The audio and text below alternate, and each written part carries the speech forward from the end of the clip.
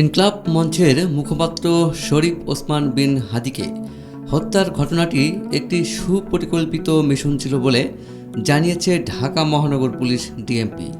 রোববার ২৮ ডিসেম্বর এক সংবাদ সম্মেলনে ডিএমপির অতিরিক্ত কমিশনার এস.এন. মোহাম্মদ নজরুল ইসলাম জানান, হত্যাকাণ্ডের পরপরই মূল অভিযুক্তরা সীমান্ত পার হয়ে ভারতে পালিয়ে গেছে।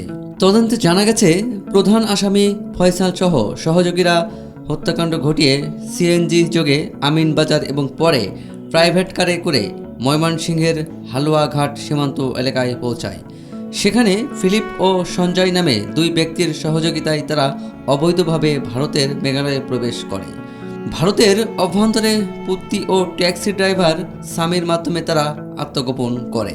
নজরুল ইসলাম বলেন, তদন্তে প্রাপ্ত তথ্য, বিভিন্ন গোয়েন্দা সংস্থার প্রতিবেদন এবং গ্রেপ্তার ব্যক্তিদের জবানবন্দি বিশ্লেষণ করে দেখা যায়, ফয়সাল ও আলমগীর ঘটনাস্থল থেকে ঢাকা থেকে সিএনজি করে আমিনবাজারে যান। পরে তারা মানিকগঞ্জের কালামপুরে পৌঁছান এবং সেখানে পূর্ব পরিকল্পনা অনুযায়ী একটি প্রাইভেট কারে ময়মনসিংহের হালুয়াঘাটে পৌঁছান। তিনি আরও জানান, হালুয়াঘাটে পৌঁছানোর আগে মুনফিলিং স্টেশনে ফিলিপ এবং সঞ্জয় তাদের গ্রহণের জন্য অপেক্ষা করছিল। ফিলিপ তাদের সীমান্ত পার করে ভারতের মেঘালয় রাজ্যের জৈনিক পুত্তির কাছে পৌঁছে দেন। পুত্তি এরপর তাদের এক ট্যাক্সি ড্রাইভার স্বামীর কাছে হস্তান্তর করেন। ওই ট্যাক্সি ড্রাইভার তাদের মেঘালয়ের পুরা নামক একটি শহরে পৌঁছে দেন। অতিরিক্ত পুলিশ কমিশনার বলেন, ইনফরমাল চ্যানেলের মাধ্যমে মেঘালয় পুলিশের সঙ্গে যোগাযোগ করা হলে জানা যায় পুত্তি এবং তার স্বামীকে গ্রেপ্তার করা হয়েছে। তিনি বলেন, পুলিশ সন্দেহ করছে আসামিরা অবৈধ পথে সীমান্ত পার হয়েছেন। নজরুল ইসলাম জানান, বাংলাদেশে এই মামলায় এখনও পর্যন্ত মোট ১১ জনকে গ্রেপ্তার করা হয়েছে, যাদের মধ্যে ৬ জন আদালতে স্বীকারোক্তিমূলক জবানবন্দি দিয়েছেন।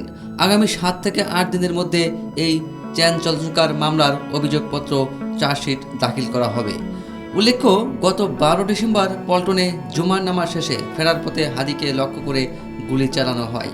আশঙ্কাজনক অবস্থায় সিঙ্গাপুর জেনারেল হাসপাতালে চিকিৎসাধীন থাকাকালে ১৮ ডিসেম্বর তিনি মারা যান। প্রথমে হত্যা চেষ্টা মামলা হলেও হাদির মৃত্যুর পর আদালতের আদেশে এটি ৩০২ ধারায় হত্যা মামলায় রূপান্তরিত হয়।